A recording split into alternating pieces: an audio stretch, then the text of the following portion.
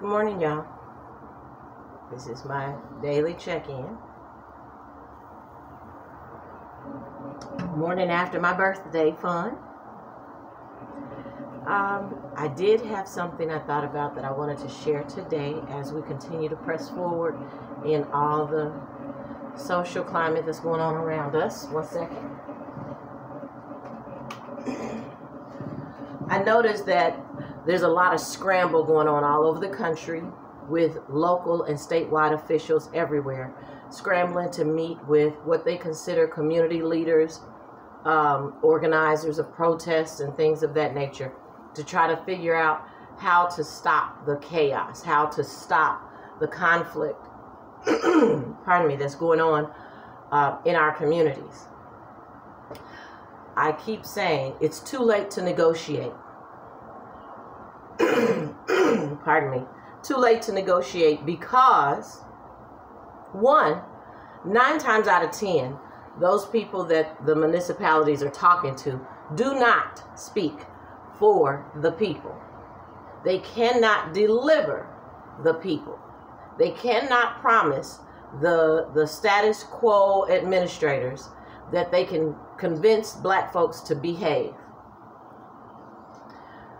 I noticed also that some of those same privileged people are working overtime. They're working diligently to tell people to basically turn down. And the reality is all the steps, all the avenues, all the mediums by which they tell you to use to make positive change have been done. Voting, petitioning, protesting, requesting, begging, praying, crying, pleading, trying to appeal to the humanity of or the conscience of these oppressive regimes. That shit's been done for 400 years. Black people have been peacefully protesting in this country for 400 fucking years. And now it is too late to negotiate. We always have a criticism, and by we, I mean everybody. Everybody has a criticism about how black people inconvenience them when they complain. It's true for all of us. You know, all people complain about black women when we bitch about what's going on with our condition. Everybody complains about black men when they cry out about the pains that they experience. Everybody complains about any inconvenience that black people mention that is going on for them in this country. It's an inconvenience to all ears. There is never the right time or place, and most certainly never the right way in which black people can resist, push back, or request other treatment than what is being offered. And I'm telling you, I think I have scientific proof. I have the longest study you will ever come up with to prove to you that there is no need, not one fucking need, to have a single conversation with any Caucasian out of high school or above about racism, what it is and is not, about prejudices, about lack of humanity, about how to combat racism, about how to find their humanity and treat black people with courtesy and the decency of humanity that they should. We don't have to have not a single other conversation about that. And the longest running study you have is the Humane Society, animal shelters. Hunkies will spend countless hours, dollars, resources, time, energy, and effort to rehabilitate feral cats, dogs that have been abused by humans and are afraid of people. They will spend countless financial, economic, emotional, psychological resources to rehabilitate abused dogs in this country. They will spend any amount of time that it takes to help cultivate a nurturing relationship with an animal. They give not one shit about our children nor our black asses.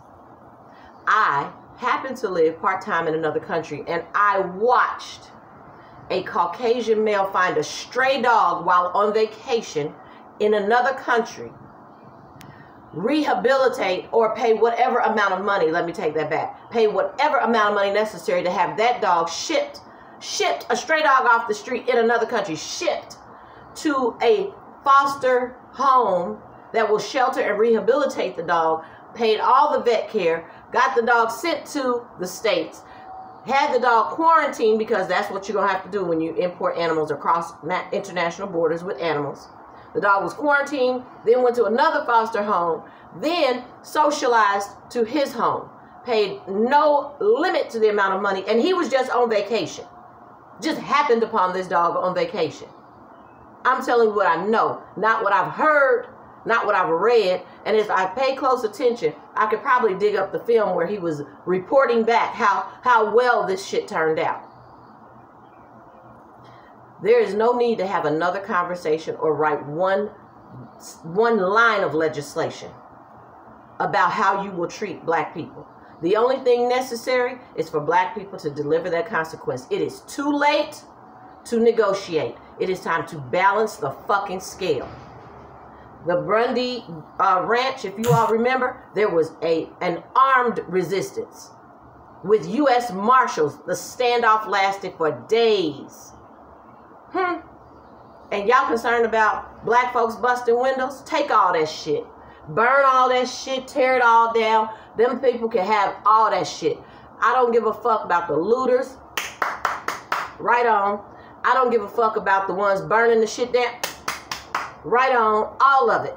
Because it is not until they lose some shit they actually care about will they care to come to try to talk to people that they should have cared about. The people they really should be grateful for.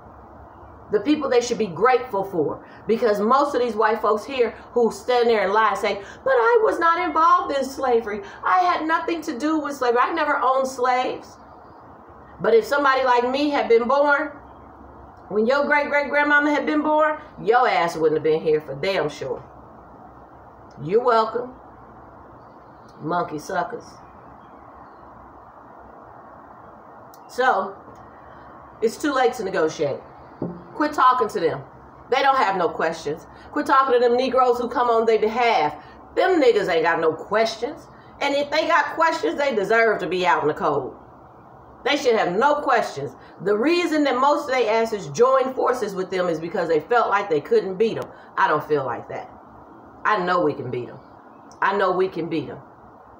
And if this country has taught us anything, it is not to negotiate with terrorists. And black people have been living with domestic terrorists for the last 500 years. Do you understand what I'm saying? We have been terrorized. Our communities terrorized. You can't even enjoy the thought of being a mother. Black women giving birth to sons can't even fully enjoy the birth of their son without the creeping in of trepidation and some type of pain and fear that something will happen to this child. That's ridiculous. That's psychological warfare. These people are terrorists.